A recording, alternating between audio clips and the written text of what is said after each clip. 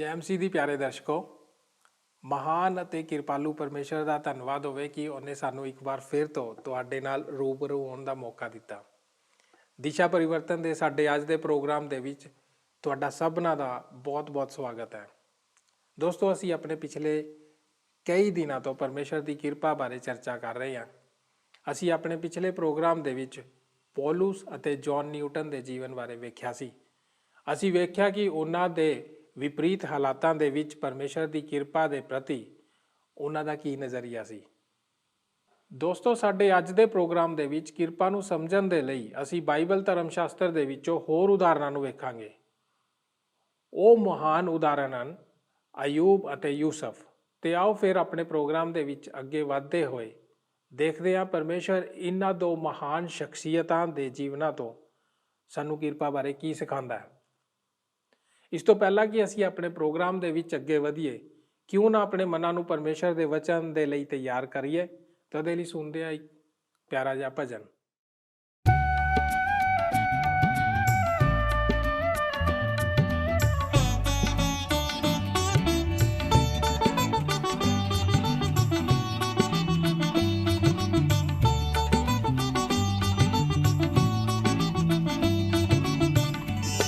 रहेगा नाम सदा तीकर मसीदा, रहेगा नाम सदा तीकर मसीदा, रहेगा जद तलक सूरज रहेगा, रहेगा जद तलक सूरज रहेगा।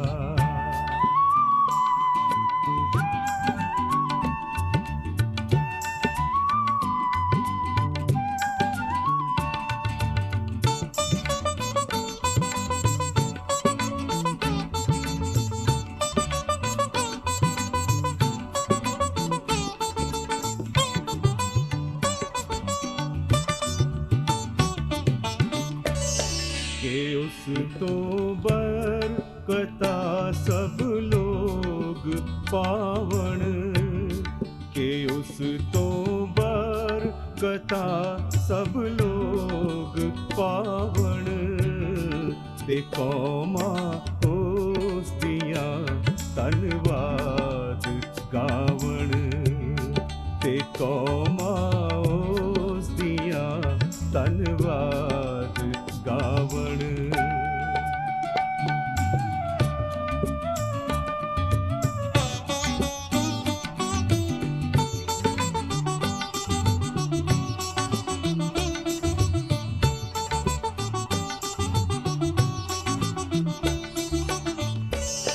खुदा दा पाक ना है शान वाला, खुदा दा पाक ना है शान वाला, सदा तीकर मुबारक हो रहेगा, सदा तीकर मुबारक हो रहेगा।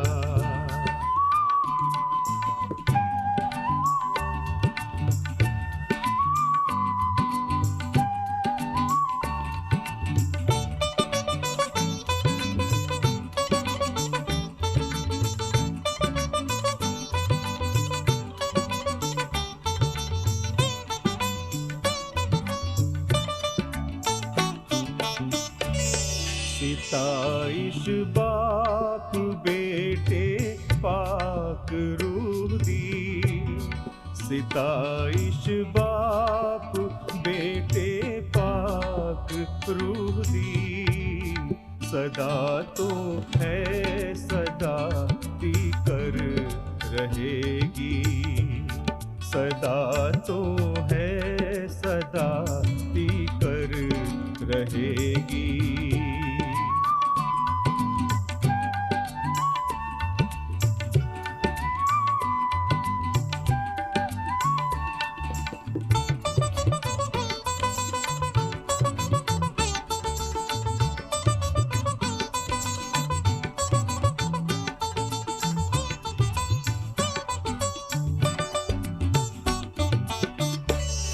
रहेगा नाम सदा तीकर मसीदा, रहेगा नाम सदा तीकर मसीदा, रहेगा जद तलक सूरज रहेगा, रहेगा जद तलक सूरज रहेगा।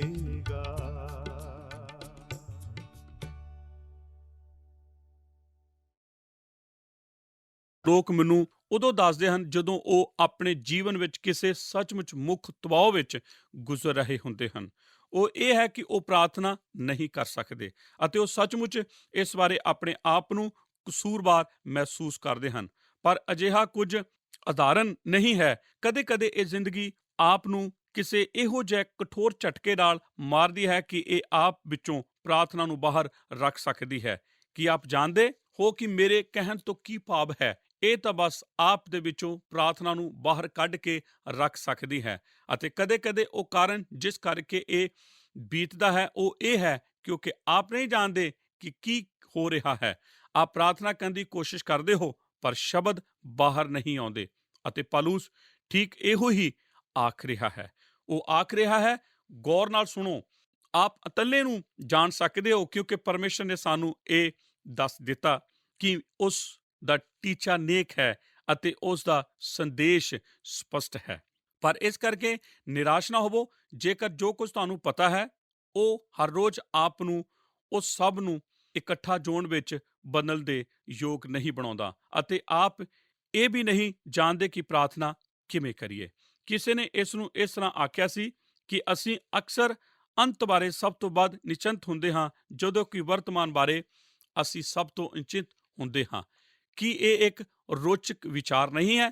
ਕਦੇ-ਕਦੇ ਜਦੋਂ ਅਸੀਂ ਨਹੀਂ ਸਮਝਦੇ ਹੁੰਦੇ ਜੋ ਠੀਕ ਇਸ ਸਮੇਂ ਬੀਤ ਰਿਹਾ ਹੁੰਦਾ ਹੈ ਤਾਂ ਸੱਚਮੁੱਚ ਸਾਨੂੰ ਉਸ ਨੂੰ ਪਕੜੀ ਰੱਖਣਾ ਪੈਂਦਾ ਹੈ ਜੋ ਅਸੀਂ ਜਾਣਦੇ ਹੋਈਏ ਕਿ ਇਹ ਭਵਿੱਖ ਵਿੱਚ ਬੀਤਣ ਜਾ ਰਿਹਾ ਹੈ। ਅਸੀਂ ਜਾਣਦੇ ਹਾਂ ਕਿ ਪਰਮੇਸ਼ਰ ਕਾਰਜ ਕਰਦਾ ਹੈ। ਅਸੀਂ ਜਾਣਦੇ ਹਾਂ ਕਿ ਪਰਮੇਸ਼ਰ ਸਾਡੇ ਜੀਵਨਾਂ ਵਿੱਚ ਕਾਰਜਸ਼ੀਲ ਹੈ। ਅਸੀਂ ਇਸ ਕਰਕੇ ਜਾਣਦੇ ਹਾਂ ਕਿਉਂਕਿ ਬਾਈਬਲ ਸਾਨੂੰ ਇਹ ਸਿਖਾਉਂਦੀ ਹੈ ਅਤੇ ਸਾਡੇ ਵਿੱਚੋਂ ਸਾਰੇ ਉਸ ਉੱਤੇ ਵਿਸ਼ਵਾਸ ਕਰਨ ਲਈ ਪਰਮੇਸ਼ਰ ਨਾਲ ਕਾਫੀ ਅਨੁਭਵ ਕਰ ਚੁੱਕੇ ਹਨ। ਪਰਮੇਸ਼ਰ ਹਰ ਰੋਜ਼ ਕੀ ਕਰ ਰਿਹਾ ਹੈ? ਇਸ ਹਫ਼ਤੇ ਆਪ ਨਾਲ ਕੀ ਬੀਤਿਆ ਸੀ? ਮੈਂ ਨਹੀਂ ਜਾਣਦਾ ਕਿ ਇਹ ਸਭ ਕਿਸ ਤਰ੍ਹਾਂ ਹੈ ਅਤੇ ਨਾ ਹੀ ਆਪ ਜਾਣਦੇ ਹੋ। ਇਸ ਕਰਕੇ ਆਪ ਕਦੇ-ਕਦੇ ਨਹੀਂ ਜਾਣਦੇ ਕਿ ਪ੍ਰਾਰਥਨਾ ਕਿਵੇਂ ਕਰੀਏ। ਪਰ ਇਹ ਇੱਕ ਨਿਸ਼ਚਿੰਤ ਵਾਅਦਾ ਹੈ ਅਤੇ ਮੈਂ ਚਾਹੁੰਦਾ ਹਾਂ ਕਿ ਆਪ ਸਭ ਤੋਂ ਪਹਿਲਾਂ ਇਸ ਨੂੰ ਸੁਣੋ। ਬਾਈਬਲ ਆਖਦੀ ਹੈ, ਅਸੀਂ ਜਾਣਦੇ ਹਾਂ। ਇਸ ਨੂੰ ਦੁਬਾਰਾ ਆਖੋ, ਮੈਂ ਤਾਂ ਬਸ ਆਪ ਨੂੰ ਇਹ ਆਖਦਾ ਸੁਣਨਾ ਪਸੰਦ ਕਰਦਾ ਹਾਂ, ਅਸੀਂ ਜਾਣਦੇ ਹਾਂ। ਮੈਂ ਆਸ ਕਰਦਾ ਹਾਂ ਕਿ ਅੰਧਕਾਰ ਵਾਲੀ ਪਹਾੜੀ ਦੇ ਕੋਲ ਲੋਕ ਹਨ ਜੋ ਕੁਝ ਜਾਣਦੇ ਹਨ ਕਿਉਂਕਿ ਜੋ ਕੁਝ ਆਪ ਨਹੀਂ ਜਾਣਦੇ ਉਹ ਕਦੇ ਵੀ ਆਪ ਦੀ ਮਦਦ ਨਹੀਂ ਕਰ ਸਕਦਾ। ਪਰ ਜੋ ਕੁਝ ਆਪ ਜ਼ਰੂਰ ਜਾਣਦੇ ਹੋ ਪਰਮੇਸ਼ਰ ਉਹਦੇ ਉੱਤੇ ਇਸਤੇਮਾਲ ਕਰਦਾ ਹੈ। ਕਠਿਨ ਸਮੱਸਿਆ ਵਿੱਚੋਂ ਗੁਜ਼ਰਦੇ ਵਕਤ ਆਪ ਦੀ ਮਦਦ ਕਰਨ ਲਈ ਕਰ ਸਕਦਾ ਹੈ। ਇਹ ਸਕਾਰਾਤਮਕ ਅੰਸਿਕ ਵਤੀਰੇ ਦੇ ਬਾਰੇ ਨਹੀਂ ਹੈ। ਮੈਂ ਇਸ ਬਾਰੇ ਬਹੁਤ ਸਪਸ਼ਟ ਹੋਣ ਦੀ ਖਾਹਿਸ਼ ਰੱਖਦਾ ਹਾਂ। ਕਦੇ-ਕਦੇ ਇਹੋ ਜਿਹੇ ਲੋਕ ਹੁੰਦੇ ਹਨ ਜੋ ਰੋਮੀਓ 8:28 ਦਾ ਹਵਾਲਾ ਦਿੰਦੇ ਹਨ ਅਤੇ ਉਹ ਇਸ ਦਾ ਹਵਾਲਾ ਦੇਵੇਗਾ ਤੇ ਫਿਰ ਉਹ ਆਖੇਗਾ, ਜੀ ਹਾਂ, ਹੁਣ ਆਪ ਸਮਝੋ ਕਿ ਲੋਕੋ ਇਹ ਕੀ ਆਖਦਾ ਹੈ। ਆਪ ਨੂੰ ਬਸ ਉੱਥੇ ਹੀ ਟਿਕੇ ਰਹਿਣਾ ਪੈਣਾ ਹੈ। ਸਭ ਕੁਝ ਬਸ ਬਿਲਕੁਲ ਠੀਕ ਹੋਣ ਜਾ ਰਿਹਾ ਹੈ। ਕੀ ਇਹ ਬਹੁਤ ਖਾਲੀ ਨਹੀਂ? ਕਿਉਂਕਿ ਆਪ ਕੀ ਜਾਣਦੇ ਹੋ, ਕਦੇ-ਕਦੇ ਸਭ ਕੁਝ ਠੀਕ-ਠਾਕ ਨਹੀਂ ਹੁੰਦਾ। ਕੀ ਇਹ ਹੁੰਦਾ ਹੈ? ਅਤੇ ਹਰ ਵਾਰ ਜਦੋਂ ਕੋਈ ਇਹ ਆਖਦਾ ਹੈ ਆਪ ਲਈ ਇਸ ਨੂੰ ਪਛਾਣਨਾ ਕਠਿਨ ਹੁੰਦਾ ਹੈ ਅਤੇ ਆਪ ਨੂੰ ਉਹਨਾਂ ਸਾਰੇ ਲੋਕਾਂ ਬਾਰੇ ਯਾਦ ਹੈ ਜਿਨ੍ਹਾਂ ਨੇ ਇਹ ਸੁਣਿਆ ਸੀ ਅਤੇ ਇਹ ਸਭ ਉਹਨਾਂ ਲਈ ਠੀਕ-ਠਾਕ ਨਹੀਂ ਸੀ ਹੋਇਆ ਕਿਉਂਕਿ ਉਹ ਤਾਂ ਇਹ ਸਭ ਨੂੰ ਇਸ ਜਗਤ ਦੇ ਦਰਪਣ ਰਾਹੀਂ ਹੀ ਤੱਕ ਰਹੇ ਹਨ। ਇਹ ਉਹ ਨਹੀਂ ਹੈ ਜੋ ਰੋਮੀਓ 8:28 ਦੇ ਵਚਨ ਇੱਥੇ ਆਖ ਰਹੇ ਹਨ। ਜੋ ਰੋਮੀਓ 8:28 ਦੇ ਵਚਨ ਕਹਿ ਰਹੇ ਹਨ, ਇਸ ਨੂੰ ਧਿਆਨ ਨਾਲ ਸੁਣੋ। ਆਪ ਨਿਸ਼ਚਿਤ ਤੌਰ ਤੇ ਜਾਣ ਸਕਦੇ ਹੋ ਕਿ ਪਰਮੇਸ਼ਰ ਸਭ ਚੀਜ਼ਾਂ ਉੱਤੇ ਨਜ਼ਰ ਰੱਖਦਾ ਹੈ ਅਤੇ ਅੰਤ ਵਿੱਚ ਆਪ ਉਸ ਸੌੜੀ ਤਸਵੀਰ ਨੂੰ ਤੱਕੋਗੇ। ਦੂਸਰੀ ਗੱਲ ਜੋ ਇਸ ਵਾਅਦੇ ਬਾਰੇ ਅਸੀਂ ਸਿੱਖਣ ਜਾ ਰਹੇ ਹਾਂ ਉਹ ਇਹ ਹੈ ਕਿ ਇਹ ਇੱਕ ਵਿਸ਼ਾਲ ਵਾਅਦਾ ਹੈ ਕਿ ਸਾਰੀਆਂ ਵਸਤੂਆਂ ਹੁਣ ਇੱਕ ਦੂਸਰੇ ਦੇ ਵਿਚਾਰ ਵਿੱਚ ਹਨ। ਇਹ ਇੱਕ ਨਿਸ਼ਚਿਤ ਵਾਅਦਾ ਹੈ ਅਤੇ ਇਹ ਇੱਕ ਵਿਸ਼ਾਲ ਵਾਅਦਾ ਹੈ। ਗੌਰ ਕਰੋ ਕਿ ਬਾਣੀ ਦਾ ਇਹ ਭਾਗ ਆਖਦਾ ਹੈ ਕਿ ਸਾਰੀਆਂ ਵਸਤੂਆਂ ਵਿੱਚ ਪਰਮੇਸ਼ਰ ਭਲਾ ਹੀ ਕਰਦਾ ਹੈ। ਸਾਰੀਆਂ ਵਸਤੂਆਂ ਅਤੇ ਇਸ ਆਇਤ ਵਿੱਚ ਇਹ ਸਾਰੀਆਂ ਵਸਤੂਆਂ ਪੂਰੀ ਤਰ੍ਹਾਂ ਵਿਸ਼ਾਲ ਹੈ। ਇਸ ਦੀਆਂ ਕੋਈ ਸੀਮਾਵਾਂ ਨਹੀਂ ਹਨ। ਜਦੋਂ ਅਸੀਂ ਇਸ ਵਾਅਦੇ ਨੂੰ ਇਸ ਸਾਲ ਜੁੜੇ ਵਚਨ ਦੇ ਹਿੱਸੇ ਨਾਲ ਮਿਲਾ ਕੇ ਵੇਖਦੇ ਹਾਂ ਤਦ ਇਹ ਵਾਅਦਾ ਕੋਈ ਸ਼ਰਤਾਂ ਅਤੇ ਕੋਈ ਪਾਬੰਦੀਆਂ ਦੀ ਇਜਾਜ਼ਤ ਨਹੀਂ ਦਿੰਦਾ ਹੈ। ਸਾਰੀਆਂ ਵਸਤੂਆਂ ਪੂਰੀ ਸੰਭਵ ਭਾਵਨਾ ਨਾਲ ਸ਼ਾਮਲ ਹੈ। ਇਸ ਵਿੱਚ ਨਸ਼ਟ ਅਤੇ ਕਰੋਨਾ, ਮੁਸ਼ਕਲਾਂ ਅਤੇ ਭਲੇ ਦਿਨ ਅਤੇ ਬੁਰੇ ਦਿਨ, ਅੱਛੇ ਸਮੇਂ ਅਤੇ ਨਿਰਾਸ਼ ਸਮੇਂ ਸਭ ਕੁਝ ਸ਼ਾਮਲ ਹੈ। ਬਾਈਬਲ ਬਾਣੀ ਆਖਦੀ ਹੈ ਕਿ ਪਰਮੇਸ਼ਰ ਦੇ ਨਜ਼ਰੀਏ ਵਿੱਚ ਸਾਰੀਆਂ ਵਸਤੂਆਂ ਉਸ ਸੋਹਣੀ ਤਸਵੀਰ ਵਿੱਚ ਸ਼ਾਮਲ ਕੀਤੀਆਂ ਗਈਆਂ ਹਨ। ਇਹ ਪਰਮੇਸ਼ਰ ਦੀ ਸੰਦੀਪਕ ਯੋਜਨਾ ਦਾ ਇੱਕ ਹਿੱਸਾ ਹੈ। ਕੁਝ ਵੀ ਪਰਮੇਸ਼ਰ ਦੇ ਇੰਤਜ਼ਾਮ ਦੇ ਦਾਇਰੇ ਦੇ ਵਿੱਚੋਂ ਪ੍ਰਬਲਤ ਤੋਂ ਪੂਰੀ ਤਰ੍ਹਾਂ ਨਹੀਂ ਹੈ। ਪਾਲੂਸ ਇਹ ਨਹੀਂ ਆਖ ਰਿਹਾ ਬੁਰੀਆਂ ਵਸਤੂਆਂ ਭਲੀਆਂ ਹਨ। ਕਿਰਪਾ ਕਰਕੇ ਮੇਰੀ ਗੱਲ ਸੁਣਨਾ। ਉਹ ਇਹ ਨਹੀਂ ਆਖ ਰਿਹਾ ਕਿ ਮੌਤ ਜੀਵਨ ਹੈ। ਉਹ ਇਹ ਨਹੀਂ ਆਖ ਰਿਹਾ ਕਿ ਸੋਗ ਆਨੰਦ ਹੈ। ਉਹ ਇਹ ਨਹੀਂ ਆਖ ਰਿਹਾ ਕਿ ਇਹ ਜਗਤ ਬੁਰਾਈ ਨਾਲ ਭਰਿਆ ਪਿਆ ਹੈ ਅਤੇ ਇਹ ਅੱਛਾ ਹੈ। ਪਰ ਜੋ ਬਾਈਬਲ ਦੇ ਇਹ ਵਚਨ ਸਿਖਾਉਂਦੇ ਹਨ ਉਹ ਇਹ ਹੈ ਕਿ ਭਾਵੇਂ ਇਹ ਸਭ ਕੁਝ ਮੌਜੂਦ ਹੈ, ਪਰਮੇਸ਼ਰ ਇਹਨਾਂ ਵਸਤੂਆਂ ਨੂੰ ਉਸ ਤਸਵੀਰ ਦੇ ਵਿੱਚ ਜੋੜਦਾ ਹੈ ਅਤੇ ਅੰਤ ਵਿੱਚ ਨਤੀਜੇ ਵਜੋਂ ਇਹ ਉਸ ਤਸਵੀਰ ਨੂੰ ਇੱਕ ਨੇਕ ਤਸਵੀਰ ਬਣਾ ਦਿੰਦਾ ਹੈ। ਪਾਲੂਸ ਇਹ ਨਹੀਂ ਆਖ ਰਿਹਾ ਕਿ ਪਰਮੇਸ਼ਰ ਆਪਣੇ ਬੱਚਿਆਂ ਨੂੰ ਉਹਨਾਂ ਵਸਤੂਆਂ ਦਾ ਅਨੁਭਵ ਕਰਨ ਤੋਂ ਰੋਕਦਾ ਹੈ ਜੋ ਉਹਨਾਂ ਨੂੰ ਨੁਕਸਾਨ ਪਹੁੰਚਾ ਸਕਦੀਆਂ ਹਨ। ਇਹ ਸਭ ਕੁਝ ਇਸ ਦੀ ਗਵਾਹੀ ਦਾ ਸਦਕਾ ਹੈ। ਅਸੀਂ ਸਭ ਜੀਵਨ ਦੇ ਸਫ਼ਰ ਵਿੱਚ ਕਿਧਰ ਨਾ ਕਿਧਰ ਕਸ਼ਟ ਪਾ ਚੁੱਕੇ ਹਾਂ। ਅਸੀਂ ਤਾਂ ਇਸ ਬਾਰੇ ਆਪਣੀ ਰੈਬ ਨਹੀਂ ਪੇਸ਼ ਕਰਦੇ। ਆਪ ਵਿੱਚ ਕਿੰਨੇ ਕੁ ਇਹ ਜਾਣਦੇ ਹਨ। ਆਪ ਇਸ ਤਰ੍ਹਾਂ ਨਹੀਂ ਆਖਦੇ ਕਿ ਹੇ ਪ੍ਰਭੂ ਮੈਂ ਇਸ ਨਾਲ ਸਹਿਮਤ ਹਾਂ, ਇਸ ਨੂੰ ਮੇਰੇ ਲਈ ਭੇਜ ਦੇ। ਆਪ ਇਸ ਤਰ੍ਹਾਂ ਨਹੀਂ ਕਰਦੇ। ਇਹ ਤਾਂ ਬਸ ਬੀਤ ਜਾਂਦਾ ਹੈ। ਪਰ ਇਸ ਦੇ ਬੀਤਣ ਦੀ ਵਿਧੀ ਵਿੱਚ ਵੀ ਬਾਈਬਲ ਬਾਣੀ ਆਖਦੀ ਹੈ ਕਿ ਆਪ ਜਾਣ ਸਕਦੇ ਹੋ ਕਿ ਇਹ ਸਾਰੀਆਂ ਵਸਤੂਆਂ ਹਰ ਕੁਝ, ਭਾਵੇਂ ਕੁਝ ਵੀ ਕਿਉਂ ਨਾ ਹੋਵੇ, ਇਹ ਭਾਵੇਂ ਕਿੰਨੇ ਵੀ ਕਠਿਨ ਕਿਉਂ ਨਾ ਹੋਵੇ, ਆਪ ਕਿੰਨੇ ਵੀ ਮੁਸ਼ਕਿਲ ਨਾਲ ਆਪਣੀ ਸੋਚ ਨੂੰ ਇਸ ਵੇਲੇ ਸਚਾਈ ਨਾਲ ਇਕਰ ਕਰਨ ਦੀ ਕੋਸ਼ਿਸ਼ ਕਰ ਰਹੇ ਹੋ, ਫਿਰ ਵੀ ਬਾਈਬਲ ਆਖਦੀ ਹੈ ਸਾਰੀਆਂ ਵਸਤੂਆਂ, ਅਤੇ ਇਸ ਦਾ ਅਰਥ ਹੁੰਦਾ ਹੈ ਸਭ ਵਸਤੂਆਂ, ਸਭ ਕੁਝ। ਤੀਸਰੀ ਗੱਲ ਇਸ ਵਾਅਦੇ ਬਾਰੇ ਇਹ ਹੈ ਕਿ ਇੱਕ ਸਹਿਕਾਰੀ ਵਾਅਦਾ ਹੈ। ਮਿਲ ਕੇ ਗੌਰ ਕਰੋ ਕਿ ਇਹ ਇੱਕ ਸਹਿਕਾਰੀ ਵਾਅਦਾ ਹੈ। ਸਾਰੀਆਂ ਵਸਤੂਆਂ ਰਲ ਕੇ ਭਲਾ ਕਰਦੀਆਂ ਹਨ।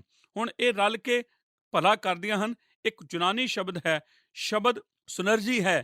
ਇਹ ਉਹ ਸ਼ਬਦ ਹੈ ਜਿਸ ਤੋਂ ਅਸੀਂ ਅੰਗਰੇਜ਼ੀ ਦਾ ਸ਼ਬਦ ਪਾਉਂਦੇ ਹਾਂ। ਇਹ ਇੱਕ ਰੋਚਕ ਸ਼ਬਦ ਹੈ। ਕਈ ਭਿੰਨ ਤੱਤਾਂ ਦਾ ਮਿਲ ਕੇ ਇੱਕ ਇਸ ਤੋਂ ਵੱਡਾ ਅਤੇ ਅਕਸਰ ਪੂਰੀ ਤਰ੍ਹਾਂ ਭਿੰਨ ਅਸਰ ਪੈਦਾ ਕਰਨ ਦੀ ਕਿਰਿਆ ਨੂੰ ਦਰਸਾਉਂਦਾ ਹੈ, ਜੋ ਹਰੇਕ ਤੱਤਾਂ ਦੀ ਵੱਖ-ਵੱਖ ਕਿਰਿਆ ਦੀ ਰਾਸ਼ੀ ਤੋਂ ਭਿੰਨ ਅਤੇ ਵੱਡੀ ਹੁੰਦੀ ਹੈ। ਹੁਣ ਇਹ ਤਾਂ ਬਹੁਤ ਸਾਰੇ ਸ਼ਬਦ ਹਨ, ਪਰ ਮੈਂ ਆਪ ਲਈ ਇਸ ਦੀ ਰਸਾਇਣਿਕ ਕਰ ਦੇਣ ਭੌਤਿਕ ਜਗਤ ਵਿੱਚ ਨੁਕਸਾਨ ਦੇ ਰਵਾਇਤਾਂ ਦਾ ਸਹੀ ਸਿਮਰਨ ਇਹੋ ਜਿਹੇ ਪਦਾਰਥ ਪੈਦਾ ਕਰ ਸਕਦਾ ਹੈ ਜੋ ਬਹੁਤ ਲਾਭਦਾਇਕ ਹਨ। ਮਿਸਾਲ ਵਜੋਂ ਆਪ ਖਾਣ ਲਈ ਇਸਤੇਮਾਲ ਕੀਤਾ ਜਾਣ ਵਾਲਾ ਲੂਣ, ਜੋ ਜ਼ਹਿਰੀਲੇ ਪਦਾਰਥਾਂ ਸੋਡੀਅਮ ਅਤੇ ਕਲੋਰਾਈਡ ਨੂੰ ਮਿਲਾ ਕੇ ਬਣਦਾ ਹੈ। ਕਿ ਆਪ ਜਾਣਦੇ ਹੋ ਕਿ ਜਦੋਂ ਆਪ ਆਪਣੇ ਖਾਣੇ ਉੱਤੇ ਲੂਣ ਪਾਉਂਦੇ ਹੋ ਤਦ ਆਪ ਆਪਣੇ ਖਾਣੇ ਉੱਤੇ ਦੋ ਜ਼ਹਿਰਾਂ ਪਾਉਂਦੇ ਹੀ ਹੋ। ਮੇਰਾ ਭਾਵ ਹੈ ਬਹੁਤ ਸਾਰੇ ਡਾਕਟਰ ਇਸ ਨਾਲ ਸਹਿਮਤ ਹੋਣਗੇ, ਪਰ ਇਹ ਸਭ ਇਸੇ ਤਰ੍ਹਾਂ ਹੀ ਹੈ। ਆਪ ਸੋਡੀਅਮ ਅਤੇ ਕਲੋਰੀਨ ਲੈ ਕੇ ਇਕੱਠਾ ਮਿਲਾਉਂਦੇ ਹੋ ਅਤੇ ਜ਼ਹਿਰ ਬਾਹਰ ਕੱਢ ਦਿੱਤੀ ਜਾਂਦੀ ਹੈ ਅਤੇ ਇਸ ਵਿੱਚੋਂ ਕੁਝ ਅੱਛਾ ਬਾਹਰ ਆ ਜਾਂਦਾ ਹੈ। ਇੱਕ ਵਾਰ ਫਿਰ ਜ਼ਿਕਰ ਕਰਨਾ ਮਹੱਤਵਪੂਰਨ ਹੈ ਕਿ ਇੱਥੇ ਇਹ ਨਹੀਂ ਆਖਿਆ ਜਾ ਰਿਹਾ ਕਿ ਵਸਤੂਆਂ ਬਸ ਕਾਰਜ ਕਰ ਦੇਣਗੀਆਂ। ਇਹ ਆਖ ਰਿਹਾ ਹੈ ਕਿ ਪਰਮੇਸ਼ਰ ਹੀ ਹੈ ਜੋ ਇਸ ਦੇ ਬੀਤਣ ਦਾ ਕਾਰਨ ਹੈ। ਉਹੀ ਹੈ ਜੋ ਇਸ ਮਿਸ਼ਰਣ ਨੂੰ ਹਿਲਾਉਂਦਾ ਹੈ। ਜੇਕਰ ਆਪ ਚਾਹੋ ਉਹ ਮੁਸ਼ਕਿਲ ਚੀਜ਼ਾਂ, ਕਠਿਨ ਚੀਜ਼ਾਂ, ਭਲੀਆਂ ਵਸਤੂਆਂ, ਮੁਬਾਰਕ ਵਸਤੂਆਂ, ਬਹੁਤ ਪਸੰਦ ਵਸਤੂਆਂ ਨੂੰ ਲੈਂਦਾ ਹੈ ਅਤੇ ਆਪਣੀ ਈਸ਼ਵਰੀ ਸਰਬ ਉੱਚਤਾ ਨਾਲ ਉਹ ਇਸ ਨੂੰ ਹਿਲਾਉਂਦਾ ਹੈ। ਅਤੇ ਜਦੋਂ ਆਪ ਅੰਤ ਵਿੱਚ ਤਿਆਰ ਪਦਾਰਥ ਨੂੰ ਤੱਕਦੇ ਹੋ, ਇਹ ਨੇਕ ਹੁੰਦਾ ਹੈ। ਹਮੇਸ਼ਾ ਹੀ ਐਨੀਆ ਜੌਨਸਨ ਫਲਿੰਟ ਦੀ ਕਵਿਤਾ ਨੂੰ ਹਮੇਸ਼ਾ ਹੀ ਪਸੰਦ ਕੀਤਾ ਗਿਆ ਹੈ ਅਤੇ ਜੇਕਰ ਸੋਚਿਆ ਸੀ ਕਿ ਕਵਿਤਾ ਅਜੇ ਸਥਾਨ ਵਿੱਚ ਅਧਿਕਾਰੀ ਕਰੇਗੀ ਤਦ ਸ਼ਾਇਦ ਮੈਂ ਇਸ ਨੂੰ ਹੋਰ ਵੀ ਜ਼ਿਆਦਾ ਉਚਾਰਦਾ, ਪਰ ਹਰੇਕ ਦੀ ਮੈਨੂੰ ਦੱਸਣਾ ਹੈ ਕਿ ਕਵਿਤਾ ਆਧੁਨਿਕ ਪੀੜ੍ਹੀ ਤੋਂ ਬਾਅਦ ਵਾਲਿਆਂ ਲਈ ਨਹੀਂ ਹੈ।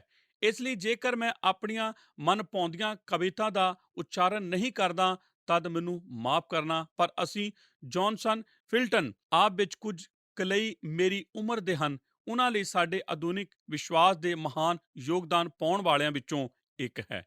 ਅਤੇ ਉਸ ਦੀ ਇੱਕ ਬਹੁਤ ਹੀ ਅਦਭੁਤ ਛੋਟੀ ਕਵਿਤਾ ਇਸ ਸਿਧਾਂਤ ਬਾਰੇ, ਜੋ ਮਸ਼ੀਨ ਯੁੱਗ ਜਿੰਨੀ ਪੁਰਾਣੀ ਹੈ, ਇਹ ਇੱਕ ਸੂਚਨਾ ਹੈ, ਯੁੱਗ ਦੀ ਕਵਿਤਾ ਨਹੀਂ ਹੈ।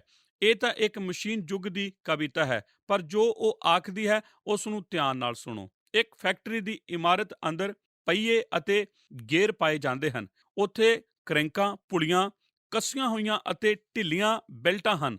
ਉਹਨਾਂ ਵਿੱਚ ਕੁਝ ਕੁ ਤੇਜ਼ ਅਤੇ ਕੁਝ ਕੁ ਹੌਲੀ-ਹੌਲੀ ਘੁੰਮਦੀਆਂ ਹਨ। ਕੁਝ ਕੁ ਅੱਗੇ ਵੱਲ ਧੱਕਦੀਆਂ ਹਨ ਅਤੇ ਕੁਝ ਕੁ ਪਿੱਛੇ ਵੱਲ ਖਿੱਚਦੀਆਂ ਹਨ। ਕੁਝ ਕੁ ਟਿਕ ਕੇ ਚੁੱਪਚਾਪ ਚੱਲਦੀਆਂ ਹਨ, ਕੁਝ ਕੁ ਸ਼ੋਰ ਅਤੇ ਝਟਕੇ ਮਾਰ-ਮਾਰ ਚੱਲਦੀਆਂ ਹਨ। ਚੀਕਾਂ, ਸ਼ੋਰ, ਸ਼ਰਾਬਾ ਅਤੇ ਧੱਕੇ ਝਟਕੇ ਮਾਰਦੀਆਂ ਹਨ। ਇਸ ਵੱਡੇ ਸ਼ਸ਼ੋਪੰਜ ਅਤੇ ਉਥਲ-ਪੁਥਲ ਜਾਪਣ ਦੇ ਵਿਚਕਾਰ ਉੱਠਣਾ, ਧੱਕਣਾ ਅਤੇ ਚਲਾਉਣਾ ਹੈ, ਪਰ ਉਹ ਆਪਣਾ ਕਾਰਜ ਕਰਦੇ ਹਨ। ਸਭ ਤੋਂ ਵੱਡੇ ਲੇਵਰ ਤੋਂ ਲੈ ਕੇ ਸਭ ਤੋਂ ਛੋਟੇ ਪੁਰਜੇ ਤੱਕ ਸਭ ਵਸਤੂਆਂ ਮਿਲ ਕੇ ਇੱਕ ਯੋਜਨਾਬੱਧ ਉਦੇਸ਼ ਲਈ ਕਾਰਜਸ਼ੀਲ ਹਨ, ਅਤੇ ਇਸ ਸਾਰੇ ਕੰਮ ਦੇ ਪਿੱਛੇ ਇੱਕ ਦਿਮਾਗ ਇਸ ਉੱਤੇ ਅਧਿਕਾਰ ਰੱਖ ਰਿਹਾ ਹੈ। ਇੱਕ ਸ਼ਕਤੀ ਨਿਰਦੇਸ਼ ਅਤੇ ਇੱਕ ਹੱਥ ਅਗਵਾਈ ਕਰ ਰਿਹਾ ਹੈ। ਇਸ ਤਰ੍ਹਾਂ ਸਭ ਵਸਤੂਆਂ ਪ੍ਰਭੂ ਦੇ ਪਿਆਰਿਆਂ ਲਈ ਕਾਰਜ ਕਰ ਰਹੀਆਂ ਹਨ। ਕੁਝ ਵਸਤਾਂ ਜੇਕਰ ਇਕੱਠੀਆਂ ਅਣਡਿੱਠ ਤਦ ਉਹ ਨੁਕਸਾਨਦੇਹ ਹੋ ਸਕਦੀਆਂ ਹਨ। ਕੁਝ ਹੋ ਸਕਦਾ ਹੈ ਰੋਕਣ ਵਾਲੀਆਂ ਜਾਪਦੀਆਂ ਹੋਣ, ਅਤੇ ਹੋ ਸਕਦਾ ਹੈ ਕੁਝ ਸਾਨੂੰ ਪਿੱਛੇ ਖਿੱਚਣ, ਪਰ ਉਹ ਮਿਲ ਕੇ ਭਲੇ ਲਈ ਕਾਰਜ ਕਰਦੀਆਂ ਹਨ। ਸਾਰੀ ਵਿਰੋਧੀਆਂ ਚਾਹਤਾਂ, ਸਾਰੀਆਂ ਕਠੋਰ ਨਾਹਾਂ, ਸਾਰੇ ਵਿਰੋਧ ਸਭਾ ਸਮਝਾਂ ਮੁਸ਼ਕਲਾਂ ਹੁੰਦੇ ਹਨ, ਅਤੇ ਉਹ ਸ਼ਕਤੀ ਜੋ ਉਹਨਾਂ ਨੂੰ ਪਕੜਦੀ ਹੈ, ਗਤੀ ਦਿੰਦੀ ਹੈ ਅਤੇ ਰੋਕਦੀ ਹੈ, ਬੰਦ ਕਰਦੀ ਹੈ, ਚਾਲੂ ਕਰਦੀ ਅਤੇ ਅਗਵਾਈ ਕਰਦੀ ਹੈ, ਉਹ ਸਾਡੇ ਪਿਤਾ ਦਾ ਹੱਥ ਹੈ।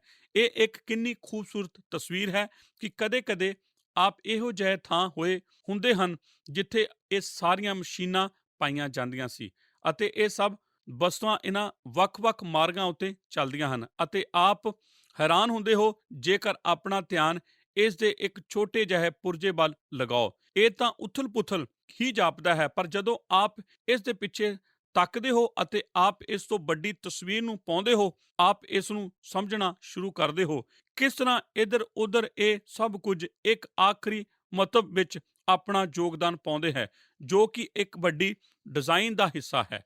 ਅਸੀਂ ਜਾਣਦੇ ਹਾਂ ਕਿ ਸਭ ਵਸਤੂਆਂ ਇੱਕ ਸੁਰ ਵਿੱਚ ਹਨ, ਸਭ ਵਸਤੂਆਂ ਇੱਕ ਸਰੋਤਾਂ ਨਾਲ ਮਿਲ ਕੇ ਕਾਰਜ ਕਰਦੀਆਂ ਹਨ। ਇਸ ਤੋਂ ਬਾਅਦ ਚੌਥੀ ਗੱਲ ਇਹ ਹੈ ਕਿ ਇੱਕ ਸਪਸ਼ਟ ਵਾਅਦਾ ਹੈ, ਭਲਾ ਕਰਦੀਆਂ ਹਨ।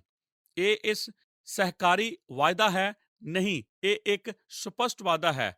ਸਾਰੀਆਂ ਵਸਤਾਂ ਰਲ ਕੇ ਭਲਾ ਹੀ ਕਰਦੀਆਂ ਹਨ। ਪਰਮੇਸ਼ਰ ਇੱਕ ਭਲਾ ਪਰਮੇਸ਼ਰ ਹੈ, ਉਸ ਦਾ ਇੱਕ ਟੀਚਾ ਹੈ ਅਤੇ ਉਸ ਦਾ ਟੀਚਾ ਭਲਾ ਹੈ। ਉਸ ਦੀ ਮੇਰੇ ਅਤੇ ਆਪ ਦੇ ਜੀਵਨ ਲਈ ਪਰਿਯੋਜਨਾ ਇੱਕ ਭਲੀ ਪਰਿਯੋਜਨਾ ਹੈ। ਪਰਮੇਸ਼ਰ ਕੋਲ ਆਪ ਲਈ ਕੋਈ ਬੁਰੀ ਯੋਜਨਾ ਨਹੀਂ ਹੈ। ਆਪ ਆਖਦੇ ਹੋ, ਜੀ ਹਾਂ, ਕਦੇ-ਕਦੇ ਤਾਂ ਇਹ ਸੱਚਮੁੱਚ ਇਸੇ ਤਰ੍ਹਾਂ ਹੀ ਜਾਪਦਾ ਹੈ।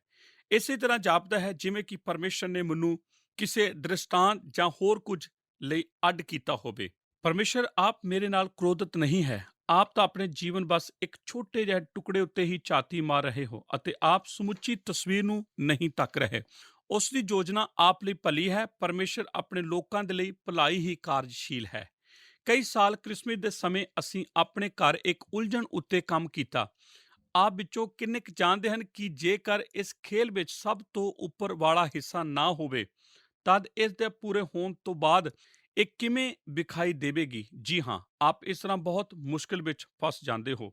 ਮੈਨੂੰ ਯਾਦ ਹੈ ਕਿ ਇੱਕ ਸਾਲ ਕਿਸੇ ਨੇ ਉਸ ਉੱਪਰ ਵਾਲੇ ਭਾਗ ਨੂੰ ਸਾਡੇ ਉੱਤੇ ਗਲਤ ਥਾਂ ਰੱਖਿਆ ਸੀ। ਇਹ ਕਿੰਨੀ ਬੁਰੀ ਗੱਲ ਸੀ ਜਦੋਂ ਅਸੀਂ ਬਿਨਾਂ ਕਿਸੇ ਨਮੂਨੇ ਦੇ ਅਨੁਸਾਰ ਕਾਰਜ ਕਰਨ ਦੀ ਕੋਸ਼ਿਸ਼ ਕਰਦੇ ਹਾਂ, ਤਦ ਇਵੇਂ ਹੀ ਹੁੰਦਾ ਹੈ। ਪਰ ਜੋ ਮੁੱਖ ਗੱਲ ਮੈਂ ਆਪ ਨੂੰ ਦੱਸਣੀ ਚਾਹੁੰਦਾ ਹਾਂ ਉਹ ਇਹ ਹੈ, ਮੈਂ ਨਹੀਂ ਚਾਹੁੰਦਾ ਕਿ ਆਪ ਇਸ ਨੂੰ ਭੁੱਲ ਜਾਓ। ਇਹ ਇੱਕ ਛੋਟੀ ਸੋਹਣੀ ਕਹਾਣੀ ਹੈ, ਪਰ ਮੈਂ ਨਹੀਂ ਚਾਹੁੰਦਾ ਕਿ ਆਪ ਇਸ ਨੂੰ ਭੁੱਲ ਜਾਓ। ਸਾਡੇ ਕੋਲ ਸਿਰਫ ਟੁਕੜੇ ਹਨ, ਪਰਮੇਸ਼ਰ ਕੋਲ ਸਭ ਤੋਂ ਪ੍ਰਮੁੱਖ ਭਾਗ ਹੈ। ਅਸੀਂ ਅੰਤਹੀਨ ਤਸਵੀਰ ਨੂੰ ਨਹੀਂ ਵੇਖਦੇ, ਅਸੀਂ ਛੋਟੇ ਟੁਕੜਿਆਂ ਨੂੰ ਇੱਧਰ-ਉੱਧਰ ਵੇਖਦੇ ਹਾਂ। ਜਦੋਂ ਆਪ ਕਿਸੇ 1400 ਟੁਕੜਿਆਂ ਵਾਲੀ ਚੀਜ਼ ਨੂੰ ਜੋੜਨ ਦੀ ਕੋਸ਼ਿਸ਼ ਕਰ ਰਹੇ ਹੋਵੋ ਅਤੇ ਆਪ ਨੂੰ ਇੱਕ ਗਲਤ ਟੁਕੜਾ ਲੈ ਲਿਆ ਹੋਵੇ ਅਤੇ ਆਪ ਨੇ ਨਹੀਂ ਜਾਣਦੇ ਕਿ ਇਹ ਕਿੱਥੇ ਫਿੱਟ ਹੋਣਾ ਹੈ। ਆਪ ਵਿੱਚੋਂ ਕਿੰਨੇ ਹੀ ਜਦੋਂ ਇੱਕ ਉਲਝਣ ਨੂੰ ਹੱਲ ਕਰਨ ਲਈ ਕਾਰਜ ਕਰਦੇ ਹਨ, ਕਦੇ-ਕਦੇ ਆਪ ਵੀ ਕਰਦੇ ਹੋ। ਆਪ ਇੱਕ ਟੁਕੜੇ ਨੂੰ ਲੈਂਦੇ ਹੋ ਜੋ ਕਰੀਬ-ਕਰੀਬ ਕੰਮ ਦਾ ਜਾਪਦਾ ਹੁੰਦਾ ਹੈ, ਅਤੇ ਆਪ ਇਸ ਨਾਲ ਕੰਮ ਚਲਾਉਣ ਦੀ ਕੋਸ਼ਿਸ਼ ਕਰਦੇ ਹੋ। ਕਿ ਆਪਨੇ ਕਦੀ ਇਸ ਦੀ ਕੋਸ਼ਿਸ਼ ਕੀਤੀ ਹੈ?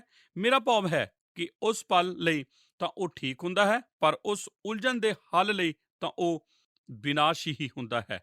ਕਿਉਂਕਿ ਜੇਕਰ ਇਸ ਨੂੰ ਉੱਥੇ ਨਹੀਂ ਹੋਣਾ ਚਾਹੀਦਾ, ਤਦ ਕਿਸੇ ਹੋਰ ਚੀਜ਼ ਨੂੰ ਉਸ ਦੇ ਥਾਂ ਉੱਤੇ ਹੋਣਾ ਪੈਣਾ ਹੈ। ਅਤੇ ਜੇਕਰ ਆਪ ਜ਼ਬਰਦਸਤੀ ਕਿਸੇ ਟੁਕੜੇ ਨੂੰ ਉੱਥੇ ਲਗਾ ਦਿੰਦੇ ਹੋ ਜਿੱਥੇ ਉਸ ਦਾ ਥਾਂ ਨਹੀਂ ਹੈ, ਆਪ ਵੇਖਦੇ ਹੋ ਕਿ ਮੈਂ ਇਸ ਨਾਲ ਕਿੱਥੇ ਜਾ ਰਿਹਾ ਹਾਂ।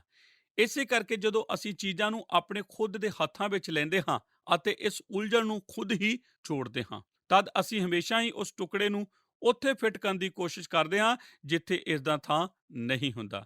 ਕਿ ਅਸੀਂ ਇਸ ਤਰ੍ਹਾਂ ਨਹੀਂ ਕਰਦੇ ਅਤੇ ਫਿਰ ਅਸੀਂ ਪਿੱਛੇ ਤੱਕਦੇ ਹਾਂ ਅਤੇ ਸੋਚਦੇ ਹਾਂ ਕਿ ਅਸੀਂ ਤਾਂ ਇਸ ਸਭ ਨੂੰ ਜੋੜ ਚੁੱਕੇ ਹਾਂ। ਫਿਰ ਸਾਨੂੰ ਵਾਪਸ ਜਾਣਾ ਪੈਂਦਾ ਹੈ ਅਤੇ ਸਭ ਟੁਕੜਿਆਂ ਨੂੰ ਕੱਢਣਾ ਪੈਂਦਾ ਹੈ ਅਤੇ ਵਾਪਸ ਉੱਥੇ ਜਾਣਾ ਪੈਂਦਾ ਹੈ ਜਿੱਥੇ ਅਸੀਂ ਗਲਤੀ ਕੀਤੀ ਸੀ ਅਤੇ ਫਿਰ ਦੁਬਾਰਾ ਜੋੜਨਾ ਪੈਂਦਾ ਹੈ। ਆਪ ਗੌਰ ਕਰੋ, ਪੌਲੁਸ ਜੋ ਆਖ ਰਿਹਾ ਹੈ ਅਤੇ ਅੱਜ ਸਾਨੂੰ ਸਭ ਨੂੰ ਸਿੱਖਣਾ ਪੈਣਾ ਹੈ, ਉਹ ਇਹ ਹੈ ਕਿ ਸਭ ਵਸਤੂਆਂ ਰਲ ਕੇ ਭਲਾ ਹੀ ਕਰਦੀਆਂ ਹਨ ਅਤੇ ਉਹ ਭਲਾ ਪਰਮੇਸ਼ਵਰ ਪਿਤਾ ਦੇ ਹੱਥ ਵਿੱਚ ਹੈ। ਉਸ ਕੋਲ ਹੀ ਉਹ ਮੁੱਖ ਭਾਗ ਹੈ। ਉਹੀ ਜਾਣਦਾ ਹੈ ਕਿ ਅਸਲ ਤਸਵੀਰ ਕੀ ਹੈ। ਪੰਜਵੀਂ ਗੱਲ ਇਹ ਹੈ ਕਿ ਇਹ ਇੱਕ ਸ਼ਰਤ ਉੱਤੇ ਆਧਾਰਿਤ ਵਾਅਦਾ ਹੈ। ਜਿਹੜੇ ਪਰਮੇਸ਼ਰ ਨਾਲ ਪ੍ਰੇਮ ਰੱਖਦੇ ਹਨ ਅਤੇ ਜਿਹੜੇ ਪਰਮੇਸ਼ਰ ਦੀ ਮਨਸ਼ਾ ਦੇ ਅਨੁਸਾਰ ਸੱਦੇ ਹੋਏ ਹਨ। ਅਤੇ ਫਿਰ ਅੰਤ ਵਿੱਚ ਗੌਰ ਕਰੋ, ਸਾਰੀਆਂ ਵਸਤੂਆਂ ਰਲ ਕੇ ਭਲਾ ਕਰਦੀਆਂ ਹਨ। ਇਹ ਸਹਿਕਾਰੀ ਵਾਅਦਾ ਹੈ ਅਤੇ ਸਪਸ਼ਟ ਵਾਅਦਾ ਹੈ, ਪਰ ਅੰਤ ਵਿੱਚ ਗੌਰ ਕਰੋ ਕਿ ਇੱਕ ਸ਼ਰਤ ਉੱਤੇ ਆਧਾਰਿਤ ਵਾਅਦਾ ਹੈ। ਜਿਹੜੇ ਪਰਮੇਸ਼ਰ ਨੂੰ ਪਿਆਰ ਕਰਦੇ ਹਨ, ਉਹ ਜੋ ਸੱਦੇ ਹੋਏ ਹਨ। ਹੁਣ ਮੈਂ ਇਸ ਉੱਤੇ ਥੋੜਾ ਜ਼ੋਰ ਦੇਣਾ ਚਾਹੁੰਦਾ ਹਾਂ, ਪਰ ਬਾਈਬਲ ਬਾਣੀ ਆਖਦੀ ਹੈ ਸਾਰੀਆਂ ਵਸਤੂਆਂ ਰਲ ਕੇ ਉਹਨਾਂ ਲਈ ਭਲਾ ਕਰਦੀਆਂ ਹਨ ਜਿਹੜੇ ਪਰਮੇਸ਼ਰ ਨੂੰ ਪਿਆਰ ਕਰਦੇ ਹਨ ਅਤੇ ਜਿਹੜੇ ਪਰਮੇਸ਼ਰ ਦੀ ਮਨਸ਼ਾ ਦੇ ਅਨੁਸਾਰ ਸੱਦੇ ਹੋਏ ਹਨ। ਰੋਮੀਓ 8:28 ਕਦੇ ਵੀ ਕਿਸੇ ਵਿਅਕਤੀ ਲਈ ਇੱਕ ਦਿਲਾਸਾ ਨਹੀਂ ਹੋ ਸਕਦਾ ਜੇ ਇੱਕ ਮਸੀਹੀ ਨਹੀਂ ਹੈ, ਕਿਉਂਕਿ ਜੇਕਰ ਆਪ ਪਰਮੇਸ਼ਰ ਨਾਲ ਪਿਆਰ ਨਹੀਂ ਕਰਦੇ ਅਤੇ ਆਪ ਉਸ ਦੀ ਮਨਸ਼ਾ ਦੇ ਅਨੁਸਾਰ ਸੱਦੇ ਨਹੀਂ ਗਏ, ਇਹ ਵਾਅਦਾ ਆਪ ਲਈ ਨਹੀਂ ਹੈ। ਇਹ ਪਰਮੇਸ਼ਰ ਦੇ ਲੋਕਾਂ ਲਈ ਹੈ। ਇਹ ਤਾਂ ਮਸੀਹ ਦੇ ਪਿੱਛੇ ਚੱਲਣ ਵਾਲਿਆਂ ਲਈ ਹੈ। ਇਹ ਉਹਨਾਂ ਲੋਕਾਂ ਲਈ ਹੈ ਜਿਨ੍ਹਾਂ ਨੇ ਪਰਮੇਸ਼ਰ ਦੀ ਕਿਰਪਾ ਨੂੰ ਪਹਿਲਾਂ ਹੀ ਪ੍ਰਾਪਤ ਕਰ ਲਿਆ ਹੈ। ਪਰਮੇਸ਼ਰ ਆਪ ਨਾਲ ਵਾਅਦਾ ਕਰਦਾ ਹੈ ਕਿ ਜਦੋਂ ਆਪ ਉਸ ਨੂੰ ਆਪਣੇ ਨਿੱਜੀ ਮੁਕਤੀਦਾਤਾ ਵਜੋਂ ਕਬੂਲ ਕਰਦੇ ਹੋ, ਤਦ ਉਹ ਆਪ ਦੇ ਜੀਵਨ ਨੂੰ ਅਬਦੀ ਨਾਲ ਲਈ ਇੱਕ ਸੁੰਦਰ ਤਸਵੀਰ ਵਜੋਂ ਜੋੜਨ ਲਈ ਕਾਰਜ ਕਰਨਾ ਆਰੰਭ ਕਰਦਾ ਹੈ। ਪਰ ਜਦੋਂ ਤੱਕ ਆਪ ਇਹ ਫੈਸਲਾ ਨਹੀਂ ਕਰ ਲੈਂਦੇ, ਆਪ ਇਸ ਵਾਅਦੇ ਉੱਤੇ ਦਾਅਵਾ ਨਹੀਂ ਕਰ ਸਕਦੇ। ਜੇਕਰ ਆਪ ਯਿਸੂ ਮਸੀਹ ਨੂੰ ਨਹੀਂ ਜਾਣਦੇ, ਤਦ ਇੱਧਰ ਉੱਧਰ ਆਪ ਰੋਮੀਓ 8:28 ਉੱਤੇ ਦਾਅਵਾ ਕਰਦੇ ਨਾ ਜਾਓ। ਇਹ ਵਾਅਦਾ ਆਪ ਦਾ ਨਹੀਂ ਹੈ, ਇਹ ਤਾਂ ਪਰਮੇਸ਼ਰ ਦੇ ਲੋਕਾਂ ਦੇ ਨਾਲ ਸੰਬੰਧਿਤ ਹੈ। ਉਹ ਚਾਹੁੰਦਾ ਹੈ ਕਿ ਆਪ ਉਸ ਨੂੰ ਕਬੂਲ ਕਰ ਲਓ। ਫਿਰ ਉਹ ਇਹ ਵਾਅਦਾ ਆਪ ਲਈ ਹੈ, ਪਰ ਇਹ ਤਾਂ ਉਹਨਾਂ ਲਈ ਹੈ ਜੋ ਪਰਮੇਸ਼ਰ ਨੂੰ ਪਿਆਰ ਕਰਦੇ ਹਨ। ਇਹ ਤਾਂ ਉਸ ਦੇ ਨਾਲ ਸਾਡਾ ਰਿਸ਼ਤਾ ਹੈ। ਪਰਮੇਸ਼ਰ ਦੇ ਬੁਲਾਏ ਹੋਏ ਕੌਣ ਹਨ? ਉਹ ਤਾਂ ਉਸ ਦੇ ਸਾਡੇ ਨਾਲ ਰਿਸ਼ਤਾ ਹੈ। ਜਦੋਂ ਆਪ ਪਰਮੇਸ਼ਰ ਨਾਲ ਪ੍ਰੇਮ ਕਰਦੇ ਹੋ, ਤਦ ਆਪ ਇਸ ਤਰ੍ਹਾਂ ਆਖਦੇ ਹੋ, ਮੈਂ ਇੱਕ ਮਸੀਹੀ ਹਾਂ। ਇਹ ਆਪ ਦੇ ਨਜ਼ਰੀਏ ਤੋਂ ਹੁੰਦਾ ਹੈ।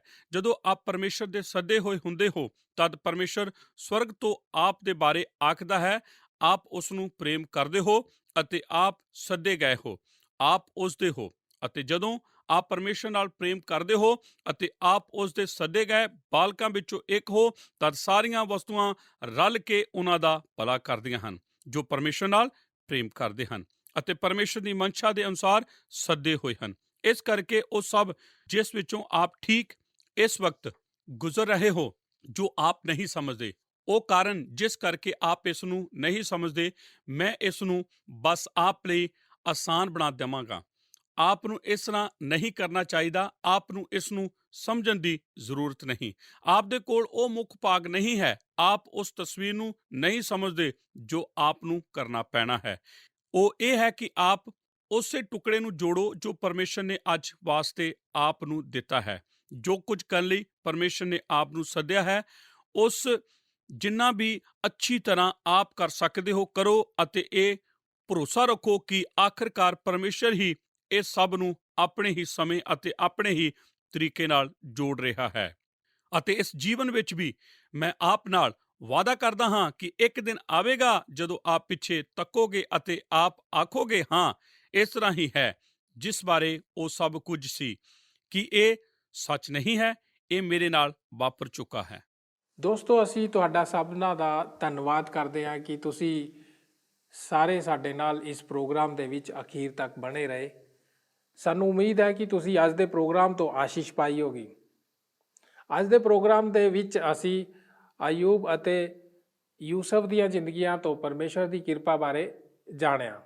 ਅਸੀਂ ਵੇਖਿਆ ਕਿ ਇਹਨਾਂ ਨੇ ਆਪਣੇ ਜੀਵਨ ਵਿੱਚ ਵਿਪਤਾਵਾਂ ਦਾ ਬਹੁਤ ਹੀ ਬੁਰਾ ਦੌਰ ਵੇਖਿਆ ਅਤੇ ਬੜੀ ਆਸਾਨੀ ਨਾਲ ਇਹ ਪਰਮੇਸ਼ਰ ਦੀ ਬੁਰਾਈ ਕਰ ਸਕਦੇ ਸੀ, ਪਰ ਇਹਨਾਂ ਨੇ ਆਪਣੇ ਵਿਸ਼ਵਾਸ ਨੂੰ ਕਮਜ਼ੋਰ ਨਹੀਂ ਹੋਣ ਦਿੱਤਾ। ਅੱਜ ਸਾਡੇ ਲਈ ਇਹ ਦੋਵੇਂ ਬਹੁਤ ਹੀ ਢੁਕਵੇਂ ਉਦਾਹਰਣ ਹਨ, ਜਿਨ੍ਹਾਂ ਤੋਂ ਅਸੀਂ ਵੀ ਪਰਮੇਸ਼ਰ ਦੇ ਪਿੱਛੇ ਖਰਾਈ ਨਾਲ ਚੱਲਣ ਦੀ ਸਿੱਖਿਆ ਲੈ ਸਕਦੇ ਹਾਂ। ਦੋਸਤੋ, ਸਾਨੂੰ ਉਮੀਦ ਹੈ ਕਿ ਤੁਸੀਂ ਅੱਜ ਦੇ ਪ੍ਰੋਗਰਾਮ ਦਾ ਆਨੰਦ ਮਾਣਿਆ ਹੋਵੇਗਾ। ਹੁਣ ਸਮਾਂ ਹੈ ਪ੍ਰੋਗਰਾਮ ਨੂੰ ਸਮਾਪਤ ਕਰਨ ਦਾ, ਸੋ ਰੁਖਸਤ ਹੋਣ ਦੀ ਇਜਾਜ਼ਤ ਦਿਓ। ਫੇਰ ਮਿਲਦੇ ਹਾਂ ਅਗਲੇ ਪ੍ਰੋਗਰਾਮ ਦੇ ਵਿੱਚ।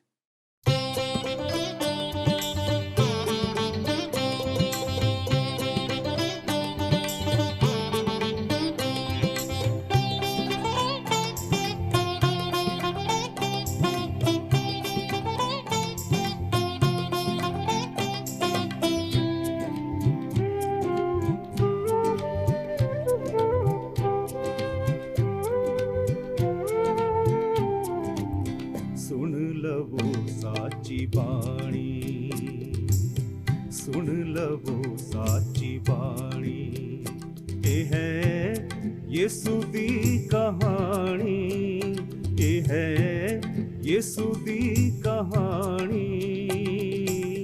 ਸੁਣ ਲਵੋ ਸਾਚੀ ਬਾਣੀ, ਸੁਣ ਲਵੋ ਸਾਚੀ ਬਾਣੀ।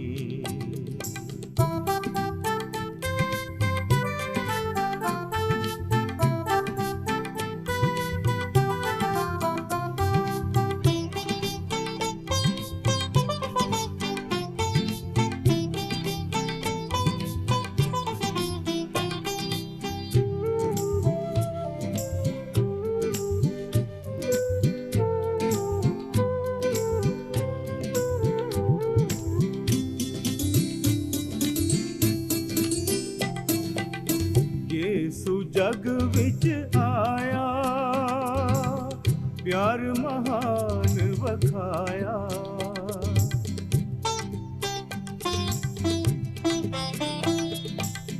ਯਿਸੂ ਜਗ ਵਿੱਚ ਆਇਆ, ਪਿਆਰ ਮਹਾਨ ਵਖਾਇਆ। ਦਿੱਤੀ ਸੂਲੀ ਤੇ ਕੁਰਬਾਨੀ, ਦਿੱਤੀ ਸੂਲੀ ਤੇ ਕੁਰਬਾਨੀ। ਯਿਸੂ ਦੀ ਕਹਾਣੀ, ਸੁਣ ਲਵੋ ਸਾਚੀ ਬਾਣੀ, ਸੁਣ ਲਵੋ ਸਾਚੀ ਬਾਣੀ।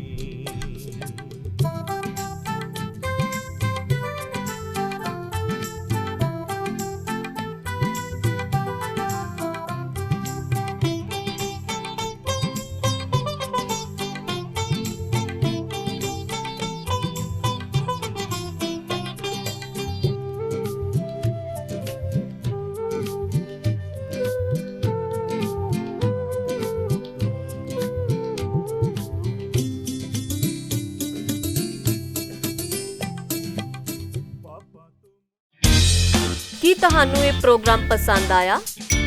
ਹੁਣੇ ਸਾਨੂੰ ਇੱਕ ਮਿਸ ਕਾਲ ਦਿਓ ਤੇ ਤੁਸੀਂ ਅਗਲੇ ਜੇਤੂ ਹੋ ਸਕਦੇ ਹੋ।